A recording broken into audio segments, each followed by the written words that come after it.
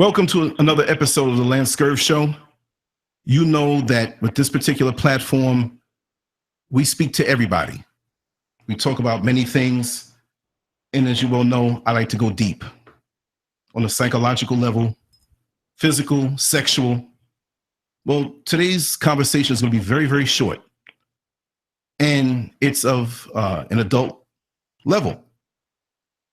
We know that there are many people out here on a sexual level that have fantasies. They have things that they like to do.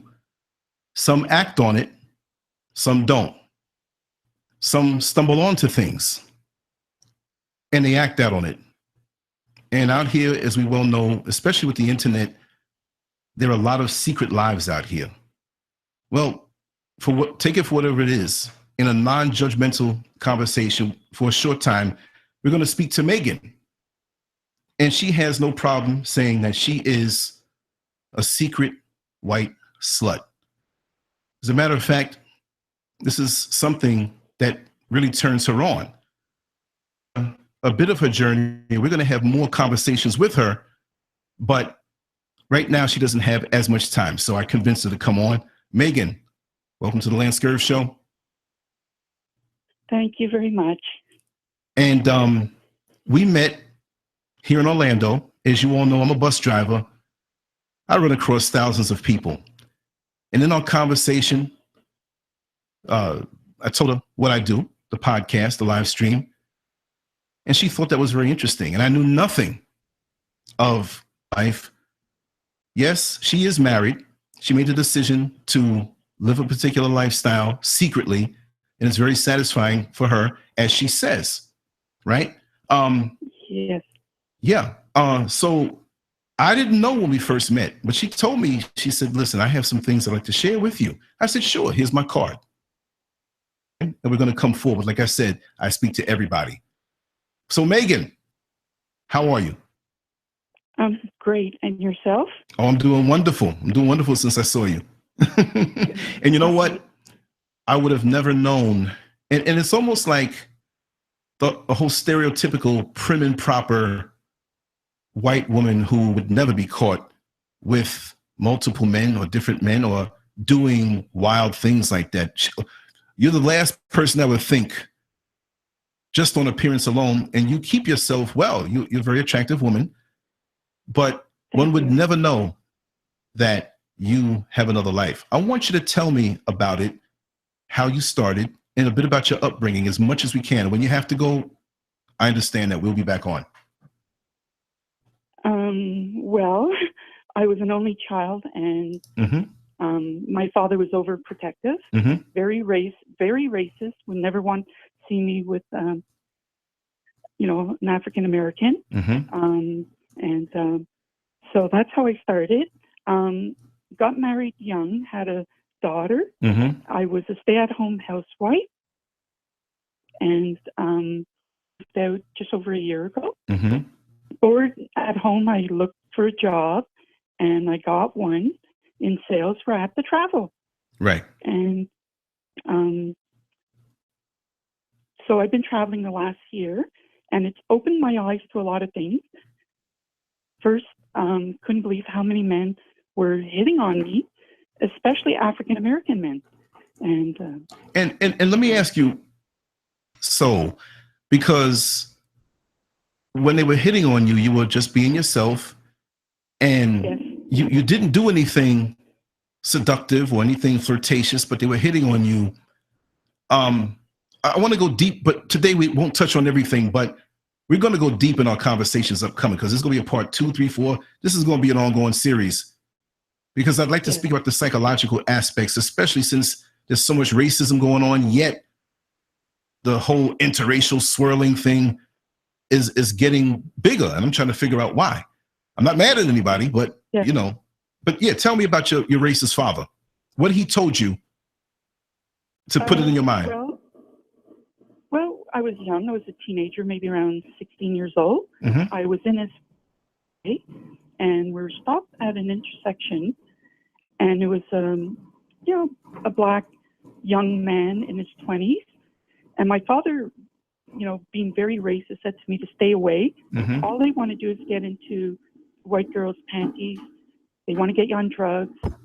They want to pimp you out. They want to, get you pregnant. And at that early age, my father was saying that to me, and I was thinking to myself, I wish I was one of those girls. Really? It's funny, eh? So, Yeah. so it was somewhat like the forbidden fruit. Yeah. Whatever they tell you not to go to, you go to. Yes. Yes. So, and it's always in my mind, but got married to a Caucasian man. Mm-hmm. Been a good housewife. Like I said, I raised a daughter, Mm-hmm. and it all changed when I got a job and I started traveling. And the traveling now took you out of your world per se, and with this in the back of your mind of what your father told you, but yet and still you wanted to be that, I'm not calling you a girl, you're a grown woman, but that girl. Now you're out in the outside world, and now you have many black men hitting on you. And at first, like the very first time, how did that feel?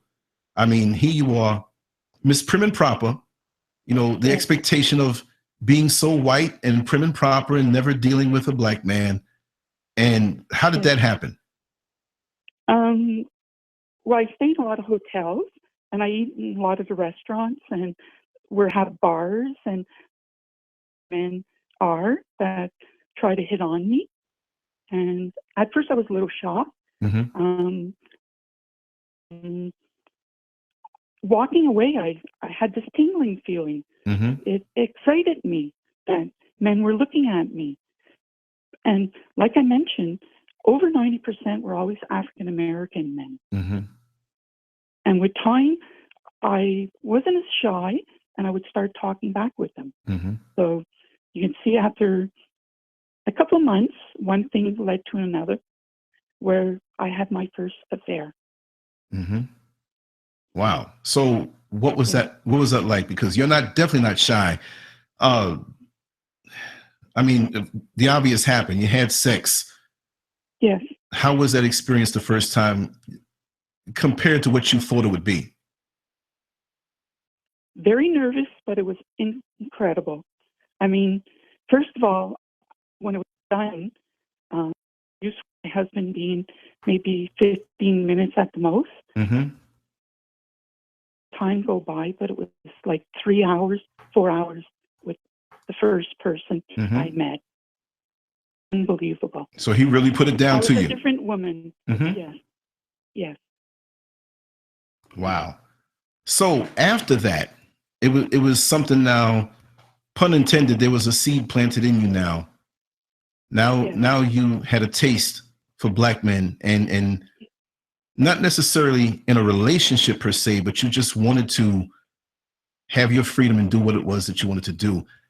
Did you ever look at porn and fantasize about this, or have you ever seen that? Because there's a lot of white slut porn, black men, husbands who cucks, and they like to be humiliated. That kind of thing. Did that turn you on? It did. And I used to watch it with my husband Mm-hmm. years ago. My husband would bring a lot of porn home. Mm-hmm. And I pretended I didn't like it, but I liked it because I know his personality. Mm-hmm. And he had fantasies of seeing me with other men. Right. But I knew his character, that it was just a fantasy. He would never accept it. Wow. So, yes. But he said that he wanted to see you with other men. Yes. But he never really, is your husband racist also? Or have a little bit?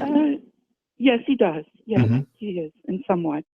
And when he fantasizes about you being with other men, is it black men that he wants you to be with? Does he ever specify that, or just any other men, or just white men?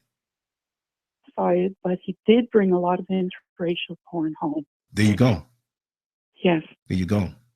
There you go. Yes. So now, derogatory, what others would say is derogatory in a rough way.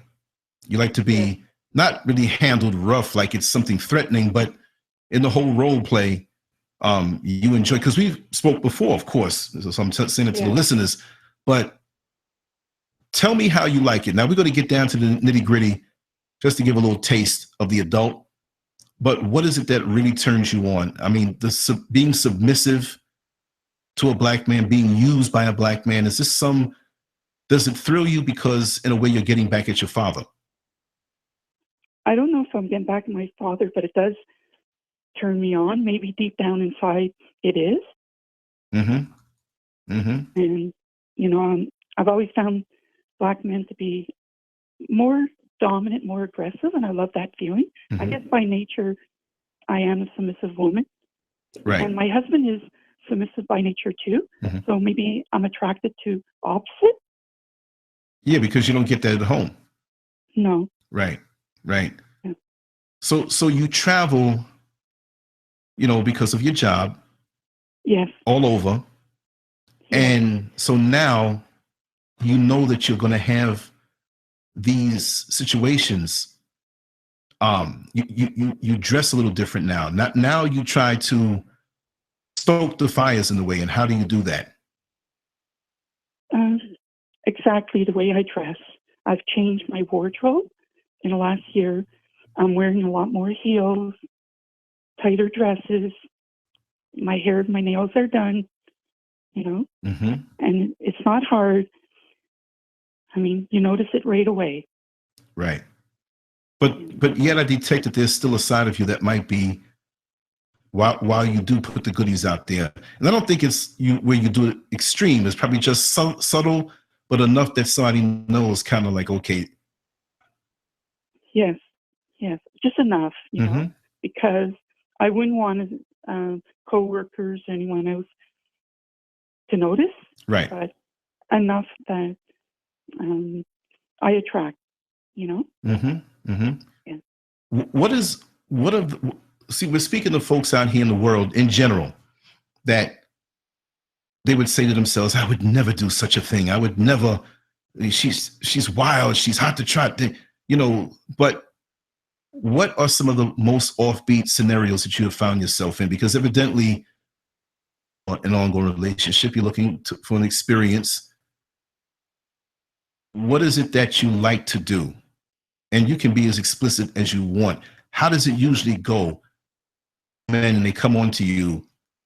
How does it go down? They always approach me, offering drinks, chit-chatting. You know, I could be sitting at a bar stool and cross my legs, and they get very close to me. Usually they're touching me. It doesn't take long. Right. Once they see they can touch you, stopping it, it's just a matter of time. So yes. They'll have a hand, you know, on my waist and gradually around my hips, you know, my legs or side of my breast, you know, gradually. Mm-hmm.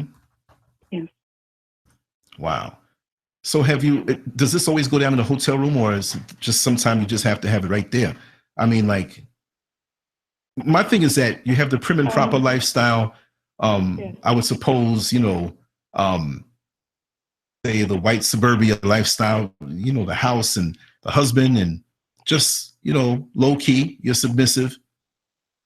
I'm not saying it in a way to knock you. I'm just saying it because I'm saying it raw. Here you are, far away in another place, and you're a seductress and a white slut, and you love it. What have you been aggressive in any of your scenarios? I mean, where you just, what's the wildest stuff that you've ever done? Let me just cut to the chase. Well, like I said, in the bar, they'd be touching on the side. I've once grabbed his hand and put it just below my stockings, on my thighs, on my stockings. Mm-hmm. And he got the signal. He started to rub on the inside. I pulled out my hotel room card. He knew what I meant. Mm-hmm. And I got up and walked toward the elevator to go up to my room. He just followed me. Wow. Yes. Have you ever been with multiple partners at the same time? One of the men once mentioned if I'm back in town, he could arrange it. Mm-hmm. Mm-hmm. Yeah. The situation that you had at the establishment that you told me about, would you be willing to share that? Sorry? The situation that you had at the establishment, at the bar. Yes. Tell me about that. I mean, going up to the room? Oh, no. At the strip joint. You had fantasized about, yeah. Yes. And for a long time, I've always wondered what it would be like to be a stripper. And I was in, could I say the town? Sure. At Tampa. Mm-hmm. I was in, and I went to a club there, and I walked in, asked for the manager. Actually, it was the owner, and I talked to him about my fantasy and told him my age, but he didn't think I was that old. Anyways, he said I would be able to try it, Mm-hmm. but during a day shift. So I did. I stripped, and it was supposed to be noon till 7. I ended up being there till 11 p.m. that evening. By the end, they were saying I was a pro, and he mentioned anytime I'm in town that I was welcome. Enjoyed yourself. How did the other young ladies interaction with them that this was doing for the first time, or you just kind of went solo? They were great with me. They guided me along. Actually, even one girl let me have her stilettos. That was something at first to get used to, but after a couple hours, it just felt normal. Yeah. Did anybody try to, hit on you for sex? Oh, all night. Wow. All night. Did you comply? No, not in the bar. That's one thing they were very strict about. Oh, okay. Well, I mean, just like if you met somebody and went there afterward. It didn't happen. It was the one time. Right. I was exhausted, but I really enjoyed the day. Right. So you kind of get off on the attention also. I would, it's safe to say that you're somewhat of an exhibitionist. Yes, very much. I never knew that. I guess till about 6 months ago, how much I was an exhibitionist. Wow. So has this affected your private life, where the urges, now that you've had these experiences, now that you have a taste, when you're home, in a different mode, in a different mindset, because I do understand that it's a different mindset. Well, my husband thinks I'm a happy woman. Right. But I can't wait to get back onto my next trip. Okay. Yes. Wow. He thinks it's the job that, it's good for me to get out, but he doesn't realize the secret side of it. Mm-hmm. Right. Okay.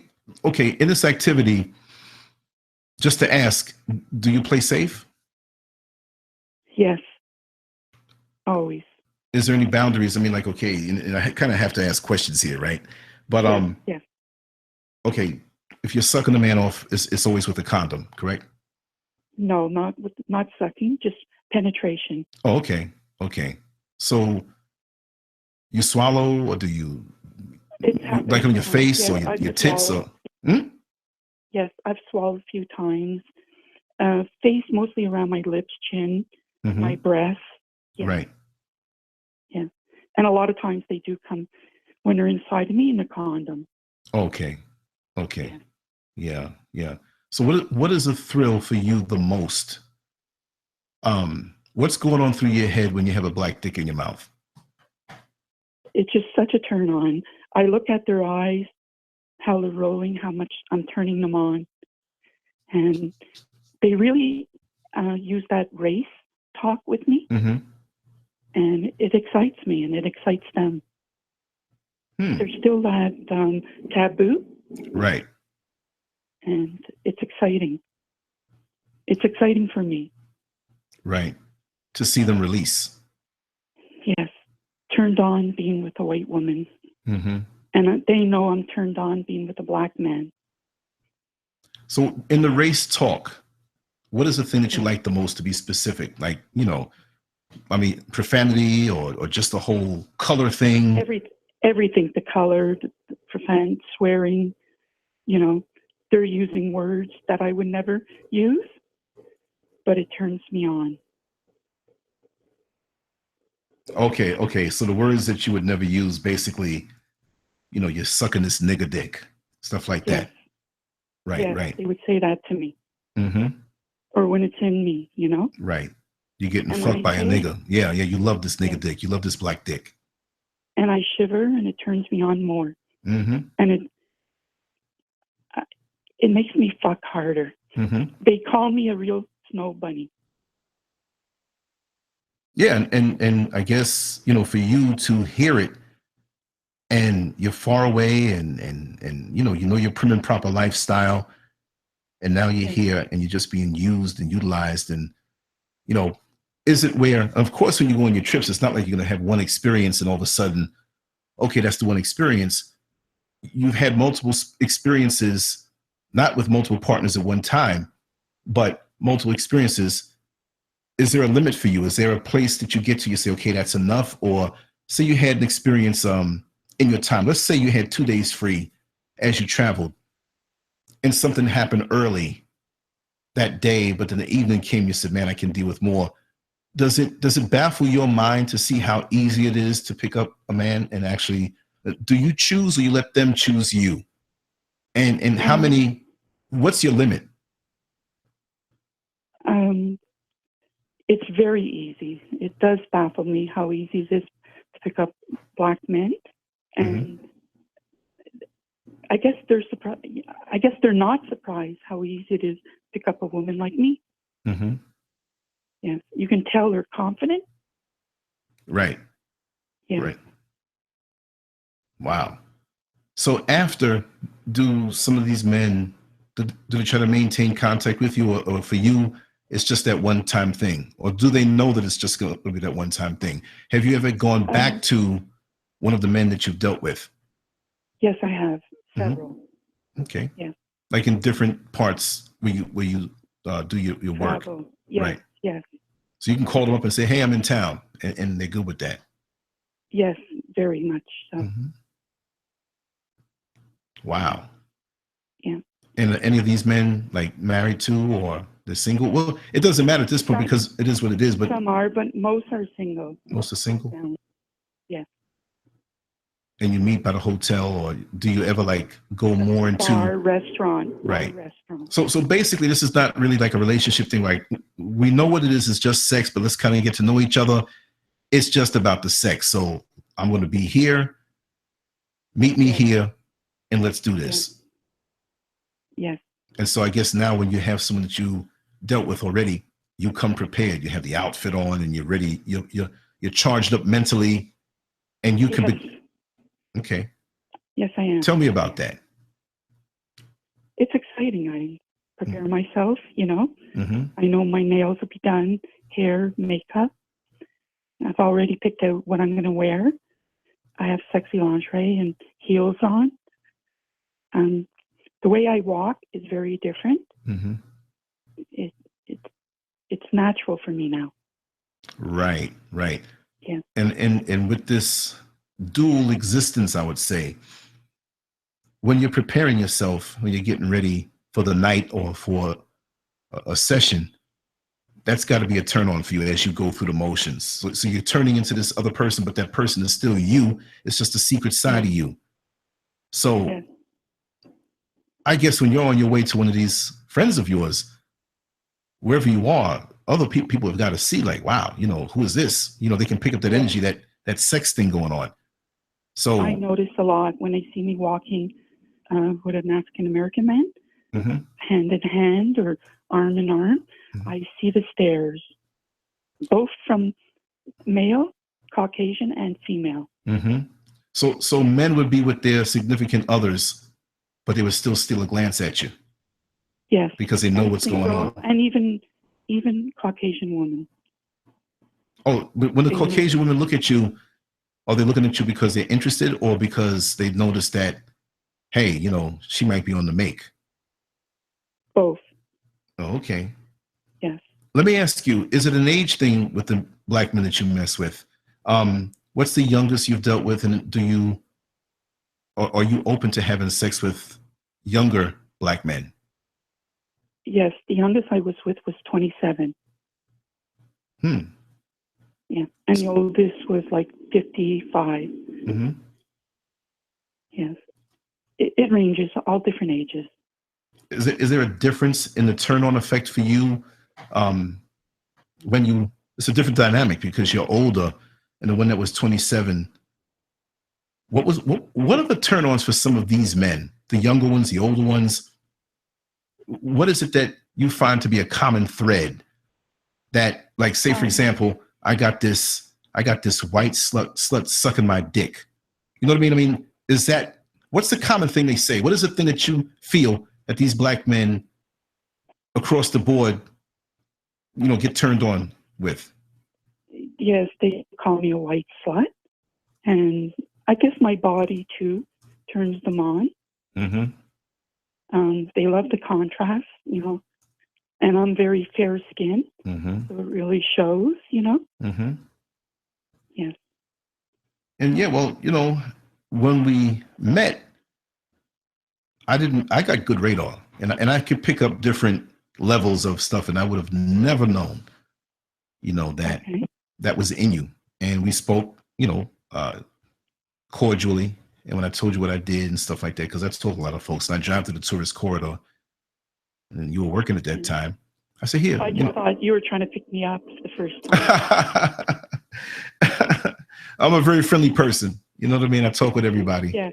But yeah, people do think that about me also. And I forget that my enthusiasm, because see, me, when I meet people, especially interesting people, it's like I can't hold it in. Like, I got to bring this back home, this conversation, and share it with everybody else so they can. I don't want to tell people about the people I meet. I want them to hear it for themselves. And if I shared this myself and said to the folks that follow me on social media and we're connected as family that she said this, she said that, they would say, well, they would believe me because I got that way of pulling it out of people. But other people say, this guy's lying.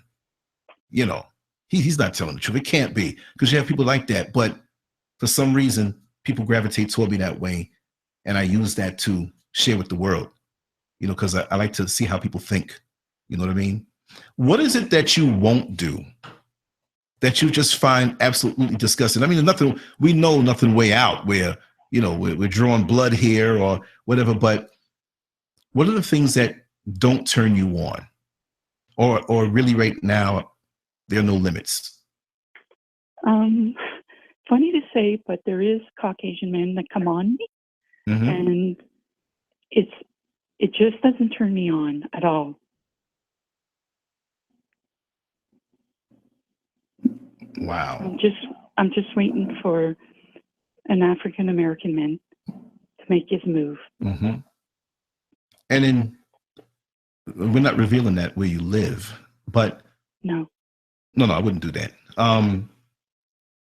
Do you find that now that you have indulged more and you're into it full throttle in your home manifestation, when you are prim and proper and that white wife who is faithful and you wouldn't be caught dead doing something like that, do some of these Black men see into you when you are in the prim and proper mode and you can't do anything?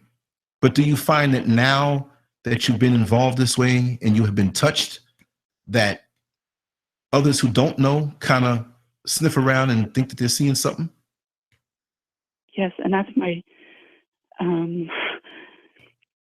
a lifestyle that they don't know of when I'm home prim and proper. They just think I'm a goody-good housewife. Right. Yes. Wow. Yeah. That's. I have to draw the line, Yeah. But then there's another side of it that says, "Wow, it is getting hard to stay on that side of the line." Yes. It's getting harder. Even at home. Yeah. Well, your husband, he's already halfway there.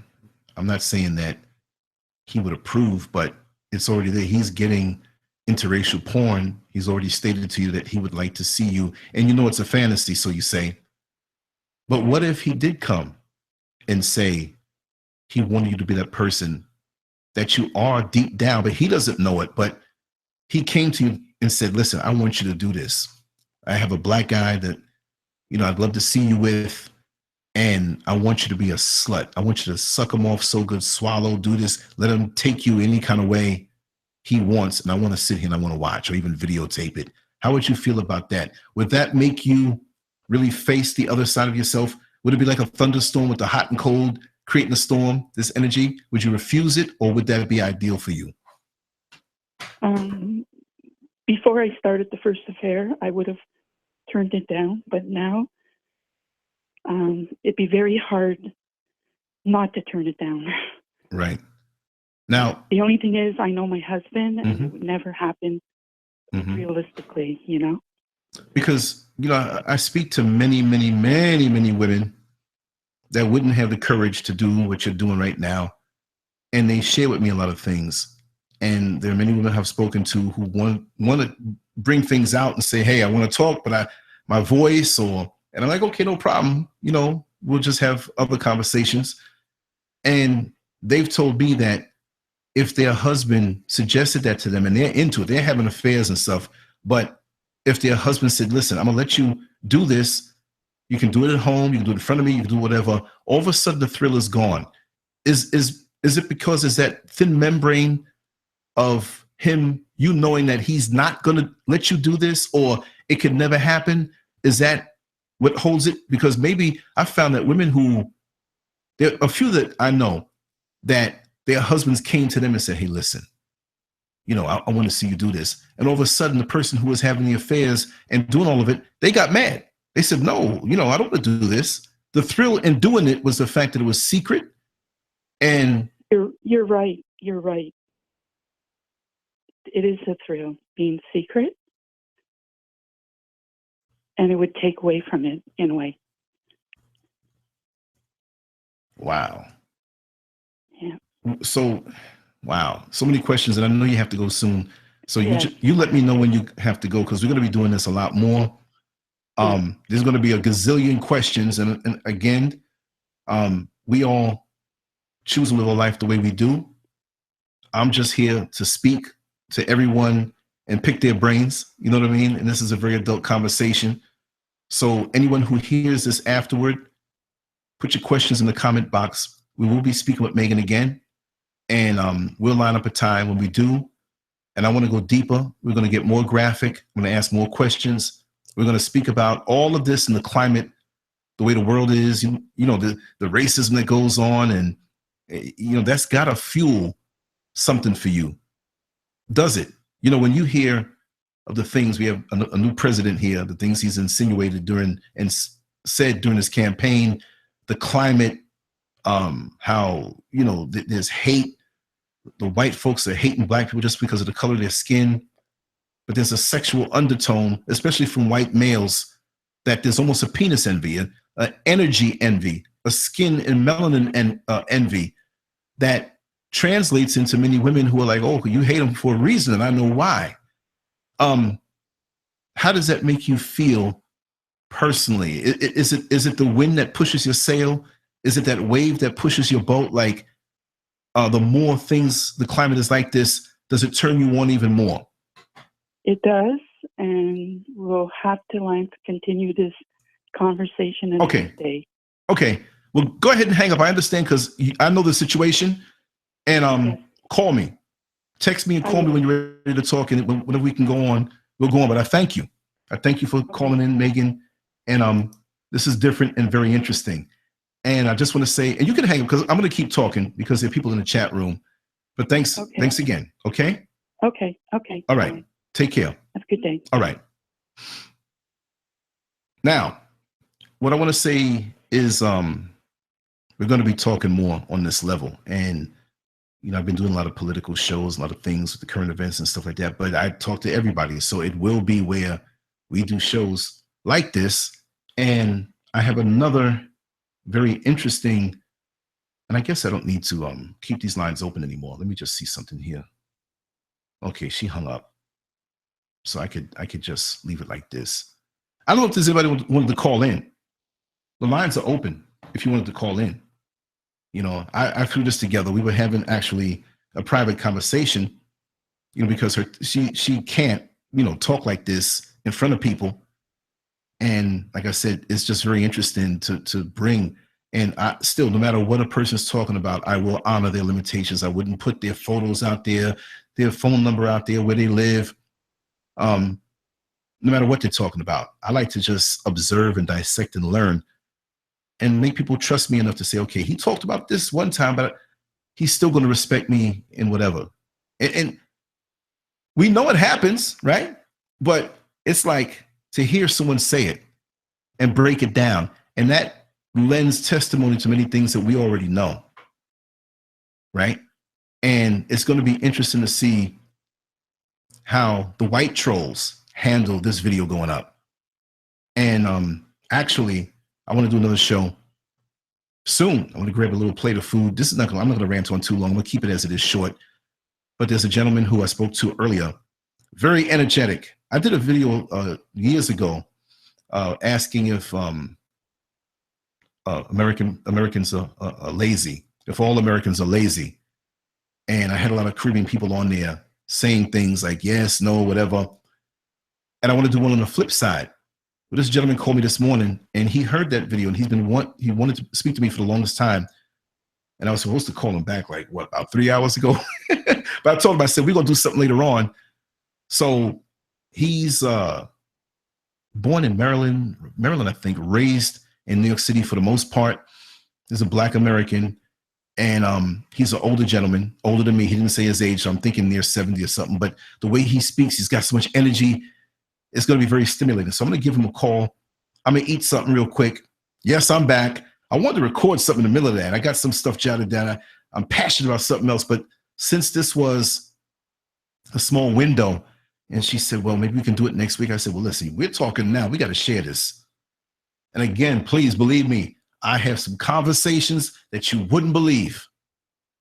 And it started to rain. I was going to go out and actually get some footage. So I said, you know what? Let me just stay in because that doesn't make any sense to risk getting the camera wet. So let me go back into the chat room here before I go. I have not been seeing what you all have been saying. You know, very interesting, very interesting, very interesting. Microcosm and macrocosm and micro. Thank you. It's just a matter of relating to people and talking to them.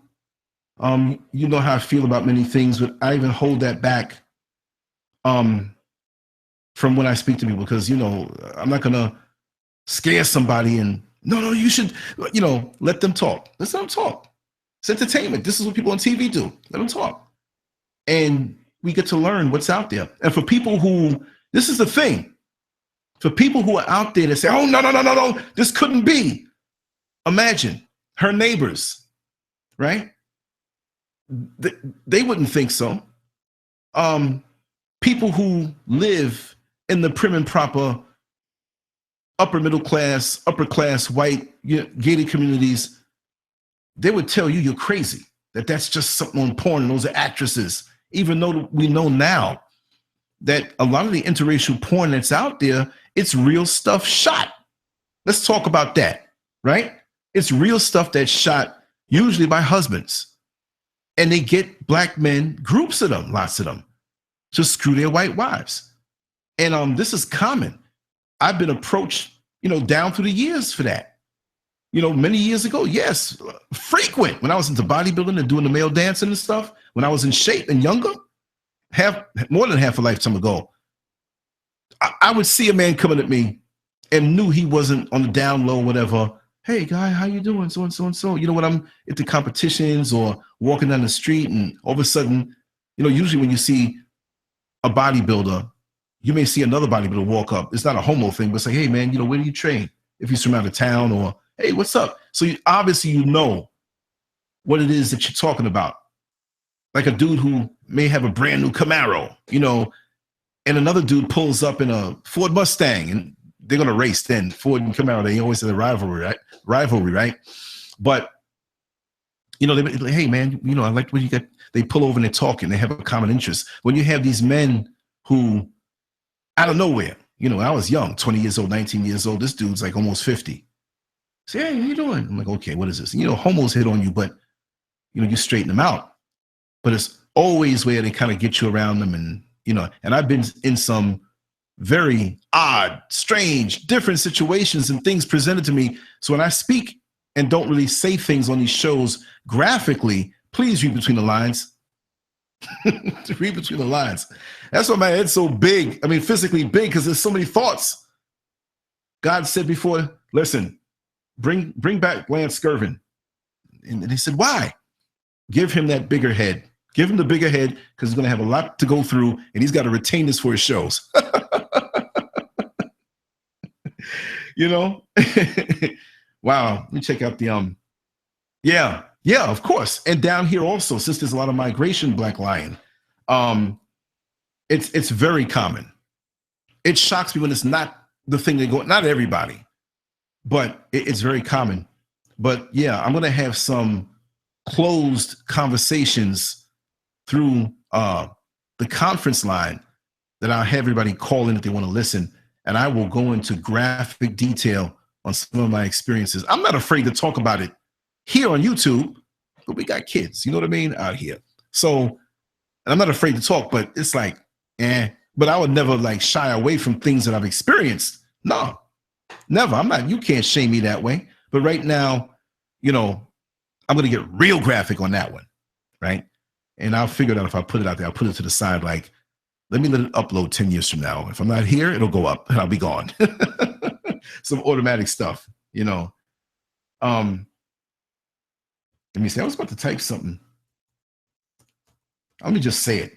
I make sure that these women know that I'm not hitting on them. You know, it's something, Nicole, too. We haven't seen the worst of it yet. It's going to get even more so. The only way that will stop, because I think that's the byproduct of how racist this place is. And it's almost like a rebellion. Because like with me, I always say that when many go into relationships on that level, somebody has to leave their culture at the door. Somebody is bending who they are, and you know, it's usually us. So if we ever did have a kumbaya moment where everybody, may I say it, got along, and there was no racism, now we know that's not going to happen. But let's say it did. The whole swirling thing would be, it would, you know, oh, Ms. Nerd Park, you want to call in? Let me know. Yeah, right? Yeah, let me see. You want to call in? I think that's what you want. Let me give you the number before. I almost disconnected everything. Let me just put in the chat room. 888-575-3769. Yeah, and it's not all. It's not all. But it's a whole lot, because like we speak about coons. We speak about coons who, like a Steve Harvey type, who, yes, you know, they reveal themselves and he holds it in and it comes out. He might do 10 things good, but at one time, you know, I don't give a damn about slavery. You know, he'll say something stupid. But there is another type of hidden coon that he might be all for the movement, all for the cause. You know, oh, I love my sisters and so and so. And as soon as that white woman comes around, you know, a little extra cleavage, skirt a little high, and she's sitting there. It's like, how do you do in the cartoons with his lip? He can't wait, you know, and he does it.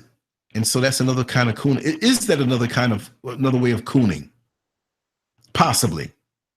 You know, not because this woman, well, I can't say not because she's white, but it's about him jumping at the bait so fast. You know what I mean? So he had this in him already. And it was just a matter of the opportunity. Because like you heard her say, they get into the race talk. And she was a little timid to kind of say the exact same. That's why I said what I said graphically. And she seemed to be a little turned on by hearing me say that. what was it, Queen? You said, sounds like she's masturbating. She probably was. You know? Oh, wow. Yeah. That's Nicole. Yeah, she was hoping for that. Anyway. I got.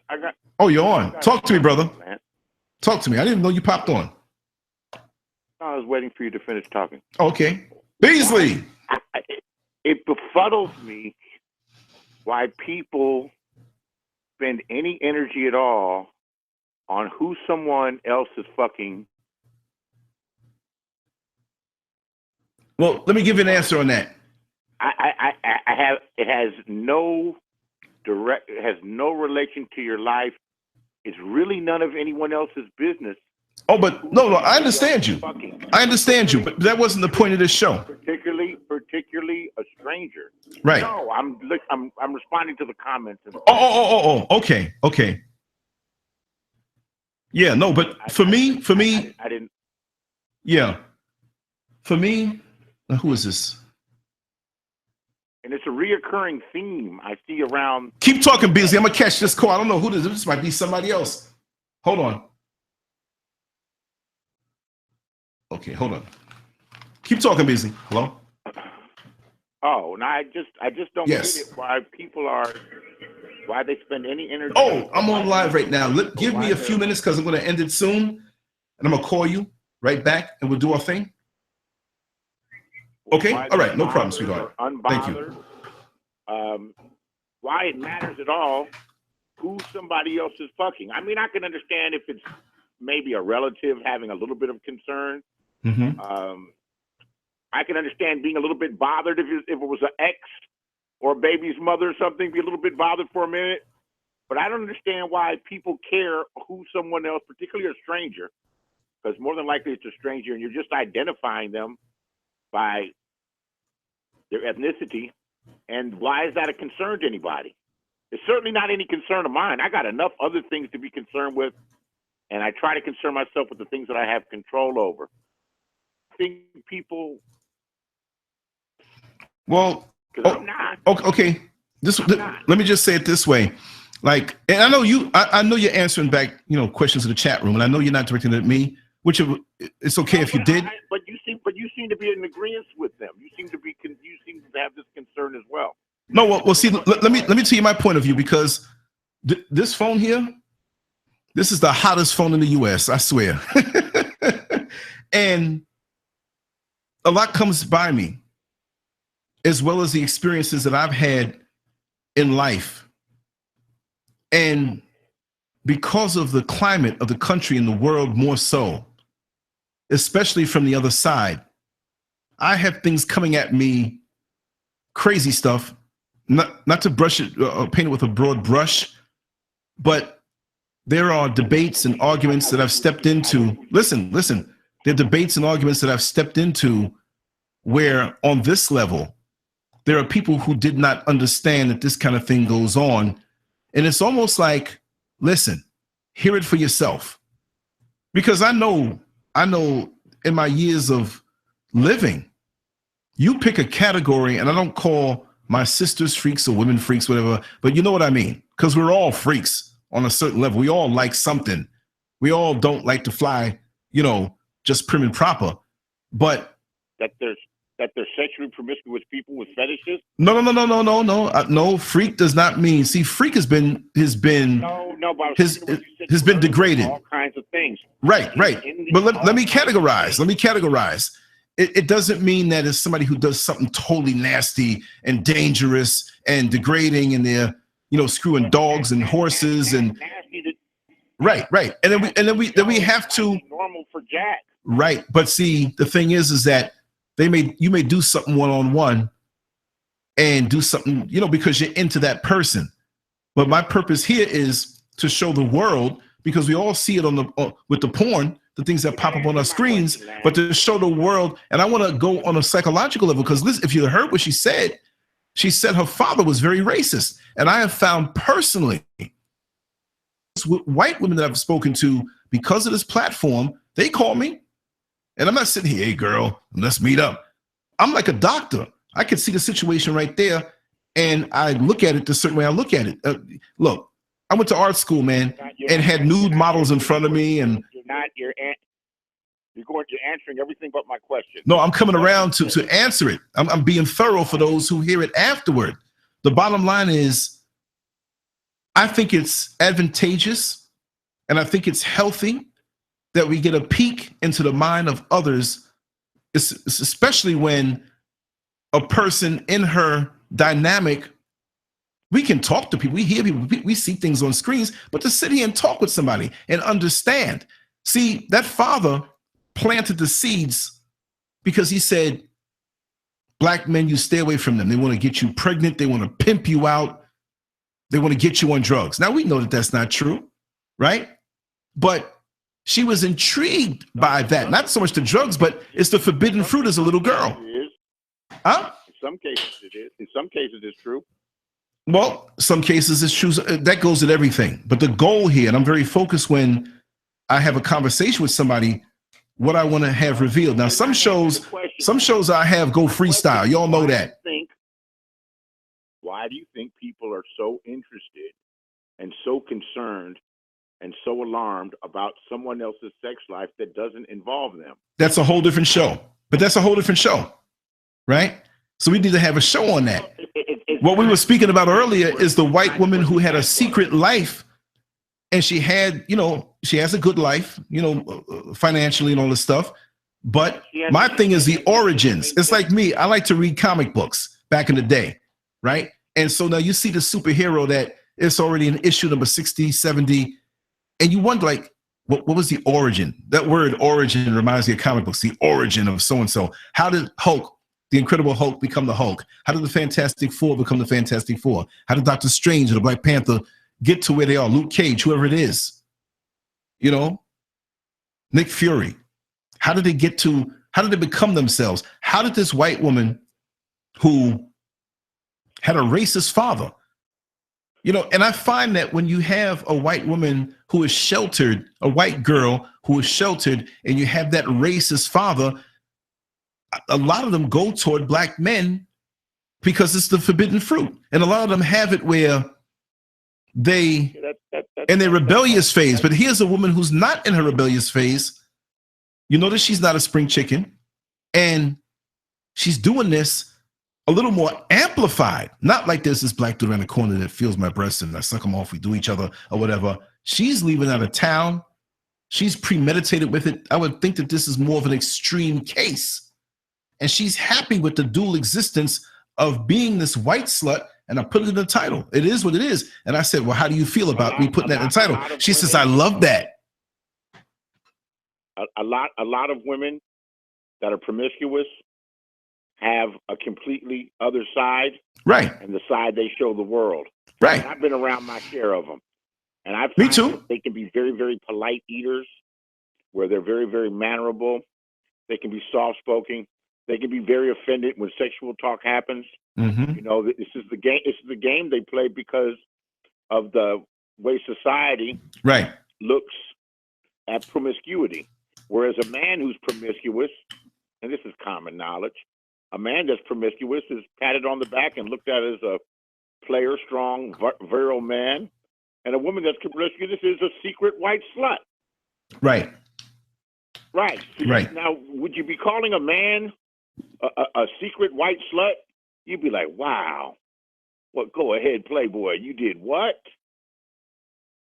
Right. Harlan Curlington, I don't have to agree. I'm not a group herd thinker. If everybody's agreeing, it makes for do know we're gonna do more shows tonight. And I'm strong enough and make a strong enough argument.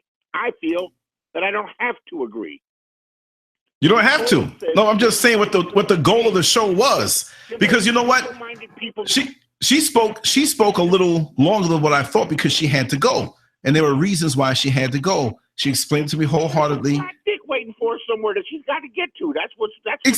Exactly. Exactly. But what I'm saying is that the goal has been reached in tapping into the mind. And like, again, whether a person agrees or not, or discuss them or whatever, I commend her for opening up and being brave to say what a lot of folks don't say. No matter what a person is, you know, no matter who they are, what they do.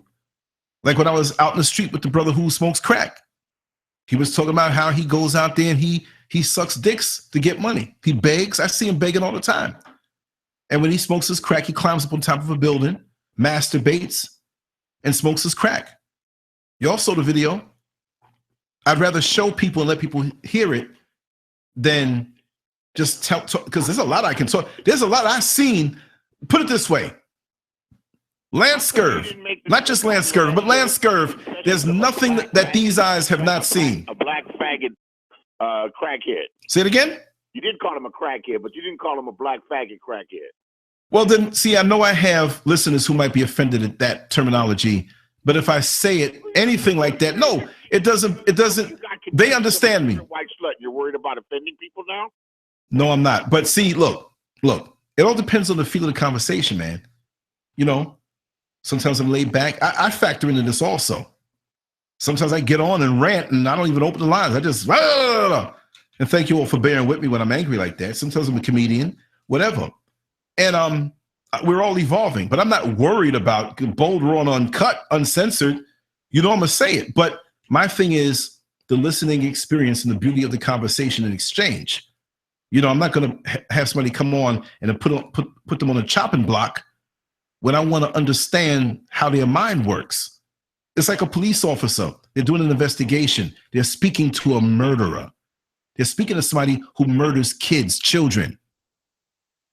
They want to jump over that table. They want to put their hands around that person's neck and kill them right then and there. And I wouldn't be mad at them because I would do the same thing. But from their position, what they do, you know, they have to go through the process. So by bringing her on, I didn't bring her on to say, oh, you know, this is not important. You know, oh, you okay? Have you said the N-word or whatever? And we're going to get into all of that when we speak to her again. But she came out. She agreed. She wanted to. I said, okay. How would you feel comfortable? It probably feels good for her to be somewhere where she can be herself, where she could talk about it. Right. Probably she lives a secret life. No, she does, and she said so. Right. So she can't. So it's probably a good relief to let this. Right. Hey, this is me. This is what I do, and not be really held in a judgmental stance, except by all the bigots, and racially obsessed people in your chat room. Right. No, she wasn't even looking at the chat room. Listen to what Queen Common Sense said. She said, you can look into a white woman's eyes and discern the root reason why she's with the black man she found. Are you fucking serious? Are you serious? I mean, you're an empath, right? You're the person that looks into crystal balls. These people kill me with this stuff. No. But let me tell you something. Some people have the ability and some don't. Let me tell you something. Yeah, when I'm on that bus, she can't even pay her power bill. No, listen, that's regardless of the point. Let's get right to the point. Let's stay on the point. When I'm in public, I had this thing from years ago. I could look at a woman and already know what she likes, how she likes to be treated, what she's like. I've never had a problem with that. I always had a gift of discernment. Now, I'm not into men, but I can see a man and see where his head is at. If he's a jerk, if he's a good person, if he has issues. I can feel that about people. That's me. I'm an artist. That side of me is awakened. I can look at a person and take a pen or pencil and flow. There's no way of measuring to know how to draw a person or what you see. So it takes that part of the brain, that part of your spirit. And the times that I'm most calm, like I've been inside all day today. If I go out to the mall, I'm so still in my spirit. So cleansed. I had a good night's sleep. I had some good food. It's quiet here. You know, folks didn't even know I was going to come on. And I'm still going to do the show later on, maybe in an hour, maybe 30 minutes, maybe 3 hours from now. I'm not sure. But I can feel people. It's a judgment. Come on now. When you first learn to drive a car, and those who live in the big cities where there are a lot of cars, you got your license, but you still were unsteady, right? And so when you had to go down that street where it was one lane and park cars on both sides of the street, or you had to squeeze past a double parked car, you slowed down. Feet on each side of your vehicle, right? But you slowed down and you looked and made sure, and the person who was with you, whether you had a permit or a license, they had to chuckle to themselves because they know that you were new. Now you've been driving for years and you're flying down the street and you see a space between a double parked car and that parked car, and you got the side mirrors out. You don't even flinch. You can be doing 80 miles an hour. You get past and you know you're not going to hit anything. And you got this much space between both vehicles. So living life, judgment, gut feeling, experiences, things you refer back to that sometimes flavor your mind the wrong way. Because, somebody would see this woman in the supermarket with her husband, say, oh, they're such a happy married couple. And somebody would ask her, how is your marriage? Oh, it's just so, she would go on automatic. It's just so beautiful. It's just so wonderful and whatever. And they would never know. So that's the purpose of this, that there are people out there who live in those communities with a Meghan and say, oh, that stuff doesn't go on in my neighborhood. Me, I know it goes on because of my personal experiences down through the years. You see? So, yeah. Okay. Okay, we'll do it just that way. Got you. Yeah, women's got a fetish. People have all kinds of fetishes. Hers isn't really that abnormal. No, it's not. It's not. It's very common. Yeah. I mean, how many, if we go back to slavery, those days, how many white women have yearned for that muscular, well-endowed slave that's working out in the field that sometimes they would be alone because he has to do things and it just wasn't where the slave master always had to be there. I've never given that any thought. No, but reading books and hearing things and speaking to people. There's some wonderful people here in Orlando that they remember so much about the real Orlando that many people don't know about. But yeah, you have that the white wife of the slave master, and she has this big strapping buck come on inside and lift these boxes or do something. And then he turns around and sees her breasts are hanging out. He quickly puts his head down, even though probably that was his dream. The twisted way we thought back then that was the best because that's a white woman, and she turns around and says, hey, nigga, you better come over here and you better put that big thing inside of me. And if you don't do it good enough, I'm going to cry rape. There are a lot of black men that have been raped because a white woman lied. Even to this day, not lynched with a rope, but lynched in the judicial system because a white woman lied, right? So this is very interesting to see this alive and well on a different level and how race plays into it. And it acts as though it's a seasoning to enhance the experience of what they do. Because no matter what your fetish is, when it comes down to the connections of sex, penis and vagina, penis in your anus, penis in your mouth, whichever way, it's very limited. You can turn the positions around all you want. It's very limited. But what is it that you're thinking about? And what do you both agree to think about? Or do you have a co-fetish? Do you share the same fetish? And now you can make this thing manifest.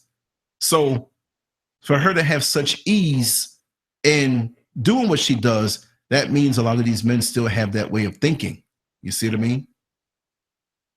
And you think it has to do with slavery? A lot of it, the residual, because okay, people can say, and I've heard ignorant people say. Well, let me ask you this. Yeah. How do you know? And I'm maybe nitpicking here. Oh, go ahead, man. I'm good. I can handle you, Beasley. Well, I'm not trying to be unhandleable. No, I know. I'm not trying to be that difficult, but I think I'm not cheap, but it's. I don't know how true it is that all of us have a legacy of slavery. And come on, the slavery 7 or 8 generations removed. Well, the dynamic and the stench still hangs over the atmosphere. And you're saying the yearnings or the desires are like embedded in someone's DNA, that it continues on for the psyche, Beasley, not the DNA, the psyche. The way we look at things. You see, we've learned to be politically correct as a people when we meet at the mall, when we meet at these jobs. But what are the things that affect us from our younger years? Like with this young lady, Meghan, her father was very racist. Now, she said repeated something that he said, right? But could you imagine how he flavored her mind every time he saw a black man or something on TV, right? That stay away from these guys because they just want to get between your legs. They want to pimp you out. They want to get you on drugs. See, so that was the base. That was the rocket launcher base for her to flavor her mind a certain way. You see? Let me ask you this. There's a theory that's out there that's called something like delayed slave stress theory that says that post-traumatic slave syndrome. Right. Oh, you even know the theory. Do you believe that that's true? Absolutely. 100%. And again, maybe an African brother from Nigeria who didn't, he didn't go through what the Black Americans here or some in South America have gone through, even Central America. Because did you know that there's more of a slavery history going on in South America? What we went through here was bad, but my God, it's even more so down there. But we don't understand that. I believe that's a hunk of crap. Well, tomorrow, look, I have some business to take care of tomorrow with Dr. Robert Muhammad. He's going to be here for a while. We're going to be doing some business, some paperwork, some stuff, some goodies for the future, right? He's a history professor. He'll break it down to you. He's a real doctor. Yes, he's a history professor. He's a history professor. No, come on. This is the internet, dude. A lot of people attract. No. Haven't you seen the shows I've done with him? Yeah, he's going to be here, Dr. Robert Muhammad. All right. He's the one who brought Akbar here, and he'll be the one who brings Farrakhan here one day. You know who I'm going to get interviews with? Who? Somebody set it up yesterday with some like original members of Parliament Funkadelic. That'd be wonderful, man. Do it. Yeah, someone did that. Thought that's pretty cool. Yeah, but no, I'm saying, we go for the real. I just don't believe. I don't believe in post-traumatic slave syndrome. I think they just created that. I think it's a good excuse to use, and I see so many use it as to why they can't. Okay, put it this way. Have you ever heard a young lady say, or even a grandmother type, as she braids her granddaughter's hair, on the front steps on the porch, and she's combing the hair, and she said, "Boy, I sure wish you had some good hair like your older sister, who may be a little more fairly complected." And I hate to use that word fairly, lighter or whatever, because it's a crazy thing. But yeah, that is a trickle down from that time. I mean, those who gravitate toward the lighter sisters and shun the darker sisters, that comes from that. That's at our base, at our root. We got to fight against that. And I wasn't raised that way, but I know what it is because there's so many people that are like that. I agree with you there. That's part of the brainwashing that made white good and black bad, and all through that. I get all that. That's true. But what we're talking about is something rooted in your DNA because of experiences, because of your ancestors, and your ancestors that may be 7, with 20 years being a generation, that may be 7 to 10 generations back, that you carry in your DNA, okay? In your genetic makeup, in your genetic marker, your individual genetic marker. I don't think. Let me finish. That you carry stress around from that inhibits you from being as productive, or it causes you pain and harm. I don't think that happened long enough to be in our DNA. When you look at how humans change, society has changed so fast. Let's look at the last 50 years or the last 20 years. You're talking about social conditioning. Right. But as far as the physical DNA effect, I don't think that the couple hundred years made that much of a difference. I think it's more in our psyche. Social conditioning and genetic mutations that are involved in the makeup of your DNA are different things, completely different. You can't relate the two. Well, look at it this way. When you come out of a warm house to take out your garbage, say you're up north, for those who understand how freezing it could be, and you don't have a coat on, but the house is warm, you run outside real quick to put the garbage out. It'll be colder, but you get back inside. The cold didn't have enough chance to permeate into you.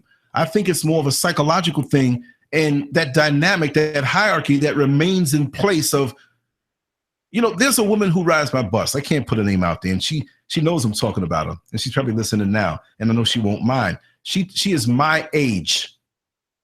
I turn 54 Saturday. She turns it in November. That's all I'll say. Now she knows who I'm talking about. She told me, Lance, I lived most of my adult life here, but I was raised in Alabama. And, you know, at that time, my father told me never to look a white man in the face when I talk to him. And when I want to speak to anyone white, if they're talking, you just don't say, excuse me, you know, or you wait, but no closer than 10 feet away, and you look down until they tell you it's okay to talk. This is what my father taught me, and I know that it's not right. I know what I hear now. Admitted that she still has this. That's a social engineering, man. That's not a physical DNA thing. And I'm telling you, there's a big difference between social engineering and mutations within the person's DNA that makes that they're able to carry some stress over from generation to generation to generation. That's a different thing. We're talking about two different things. Well, you know, I may not be schooled in it. You know what I mean? But I'm just saying the original topic and why I hope the conversation was enjoyable to everybody. We got something out of it, and it's a peek into that world. Any credence to what I'm saying? Like you don't even understand what I'm saying? Or you no, well, listen. I fell asleep in science class.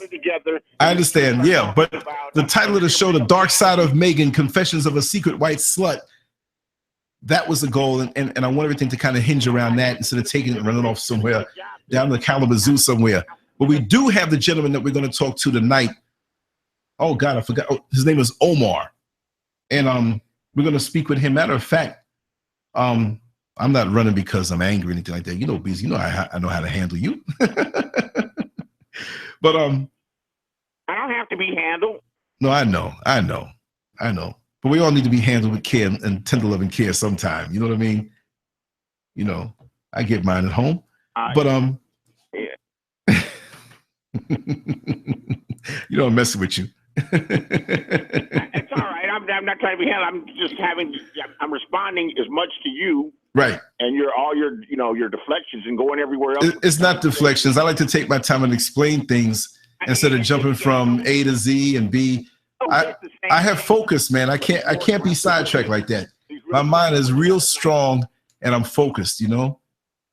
If I gotta, it's like boxing. If you can hit me in the face, but if I want to hit that one spot 50 times, I'm going to get it. I'm the master of focus. We'll rip videos and blogs and artwork and paint the house because I'm painting the house, you know, these days.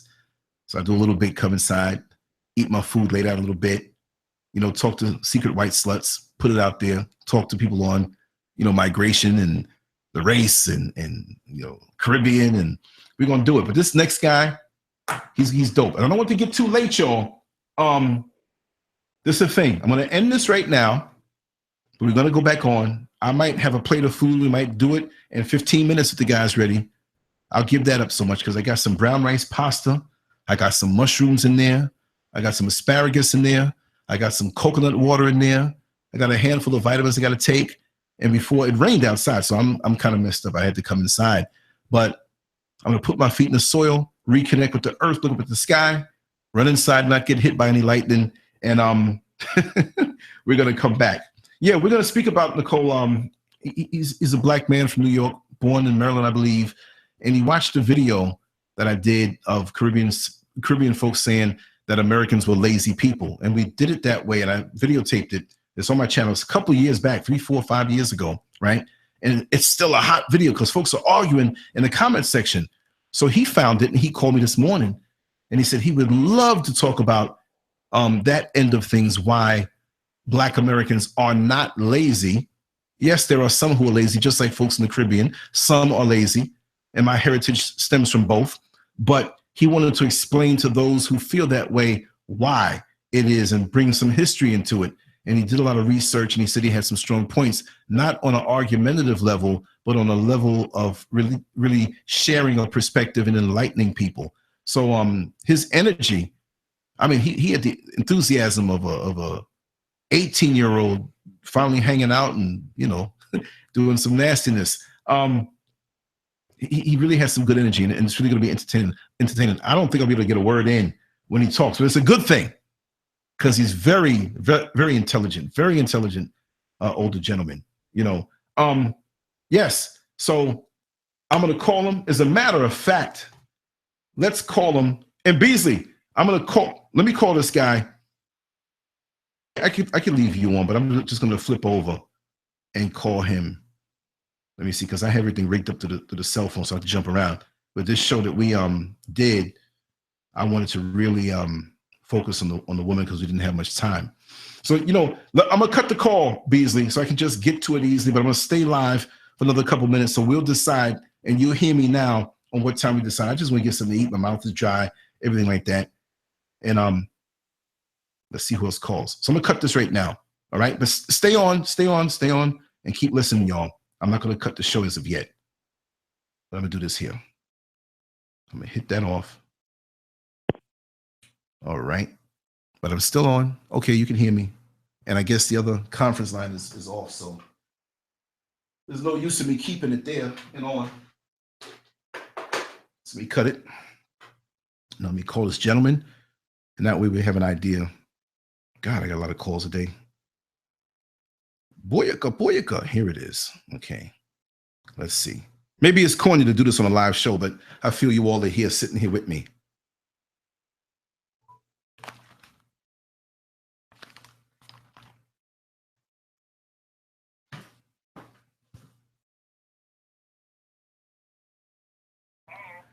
Brother Omar, I am so sorry I took so long to call you back.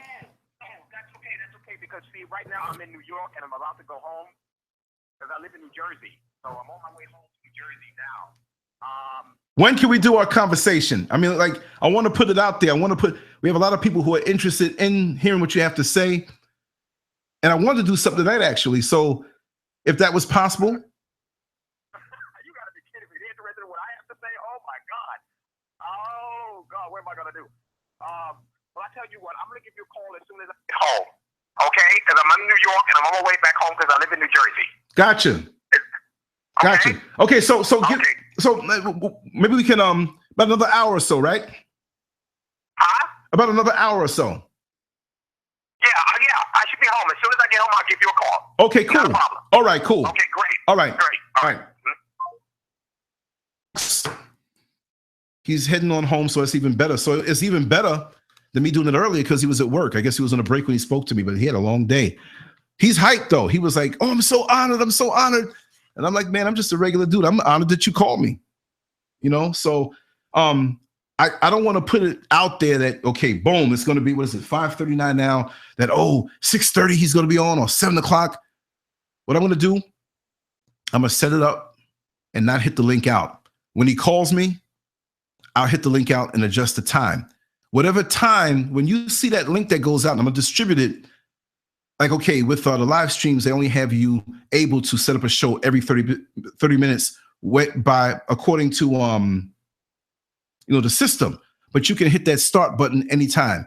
When you see that link go up, right, know that I have him on the phone and everything's set up, and you need to tune in right then and there. If you can. You know what I mean? If you can. Yeah. Oh, Christy. The title was kind of out there, but I wanted to put it out there because, it wasn't like it was some, crazy, kinked out, disrespectful to women type thing. She said, I'm cool with that title. Meghan is her LanceScurv show name. That's not her name. I'm not going to go against, and, she spoke with me. She opened up. I respect the limitations the same way I do with anybody. When you call me, and I'm just putting it out there, don't know, because I still haven't corrected every graphic that I have out there. So those other numbers that are gone can be misleading. This number here is my only cell number, 407-590-0755. So that's the number you can reach me and call me on, whether you're a black militant brother or a secret white slut or a horny Asian or a 6'5" Viking asexual brain nerd with thick glasses. Who knows? I've had damn near all of them call me anyway. So it's amazing when the phone rings, and maybe we'll do 2 shows in that. We'll see. But his energy, I think, is going to carry on really great. Anyway, I hate to end it so abrupt. I want to get something to eat. I am home. It's just a matter of waiting for our friend Omar to get home and then call me, and we're going to be right back at it again. I'm just going to refuel.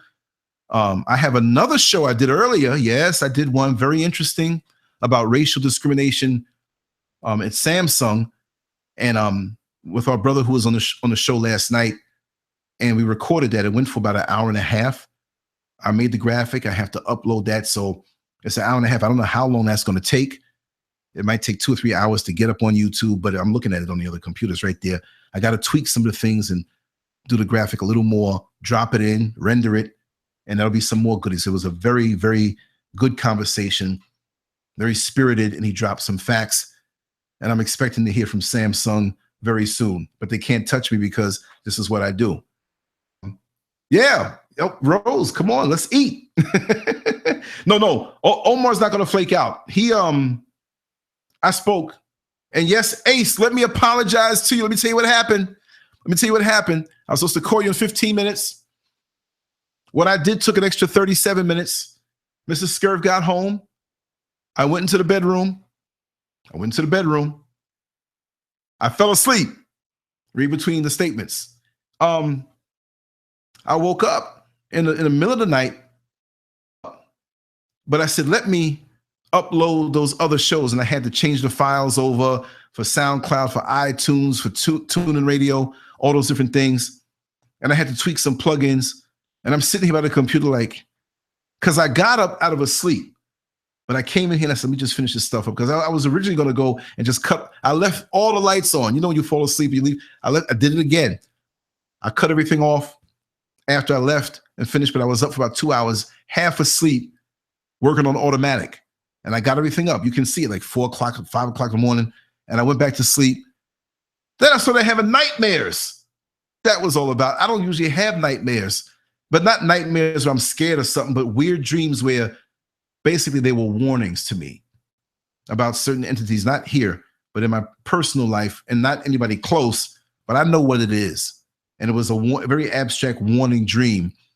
You know, I see this person, 2 people coming around me, and we're walking, and they're walking. We're in the street, and they have shoes on, and I don't have shoes on, and we start walking through glass. That's a warning dream to me. That's let me know about those 2 people that I'm walking with, that I already peeped their game and their spirit already, so I already know they're frenemies. So when they go, they'll realize I knew they were, and I won't mess with them. So it's a good thing. I kept jumping up though, and I jumped up aggressively at one point, and I slept good and deep after that. But for a short time, I had to get up and take care of some stuff, and that's when I spoke to Omar. But anyway, let me end this. Oh, really? We're going to talk about that. We're going to, yeah, and we're going to make up for that, Brother Ace and Rose Brown, Elian, Christy, everybody here. I'm loving it. It's not. Let me tell you something from my perspective, right? Everybody in the chat room and beyond, the room waiting for me. On a deep psychological level, when I come into this room, everybody's here. You know, when I start a show, so in my mind, when I look in here, your presence is in here. It's an abstract thing. So I'm sitting here and I cut this thing off. It's like, I feel bad, like I'm cutting you all off, but you're still with me. This room, when I come in here by myself and there's no show, it's like you're still with me in here. So this is how I can get so much work done. Your presence is here with me, and I thank you for that, and I love it. And I hope everybody's enjoying the shows we've been putting up. And we're going to just keep on going like this. Yes, that's right. Run them away. I'm going to hit this off, y'all. For those who've never been here before, let me just say, like I always say, download the LanceScurv app at the Google Play Store, the Amazon Store, and the App Store, iTunes, and 7590-0755. I won't forget that one. I used to run down 10 different phone numbers. Subscribe to this channel. Like you can see, there'll be times when a show pops up so wild, you're like, out of nowhere, that's not scheduled. You know what I mean? And there will be the ones that we have scheduled, and we will have those that are impromptu. So you'll be missing out. Now, the notifications sometimes don't work because this channel is compromised for some. Some get it, some don't. I don't know how to rectify that, but I'm gonna damn sure try to find out and call up some of my hacker buddies, you know, because I have some of those too. I'm gonna eat this food and get on with it. Also, go to LanceScurv.com, my blog, and register. You go to the top bar, you'll see register and log in. If you're not a member already, just register. You say, why do that? I got it set up. It's like a little social media thing set up there, and we'll slowly grow into that. You know, I have some. Yeah, I'm gonna hurry back. Let me shut up. Yeah, you're my virtual family for real. That's why I'm always smiling. I'm always happy. You all are like, you know, Prozac to my spirit, even though I don't need Prozac. No, I'm not depressed or anything, but it's always something to talk about. You keep me never lonely, you know, and it keeps me real happy. Let me eat, y'all. We'll be back. We're waiting for Omar to get home. He'll call me. I'll set the link up. We'll go live, and you'll hear the whole conversation as long as it goes, and it's going to be very interesting. You all take care. I love you all. Salute to the fellas. Kisses to the females, my sisters. Righteously. Let me eat. And a few other things that eating brings, and I'll be back. Take care. I love you all.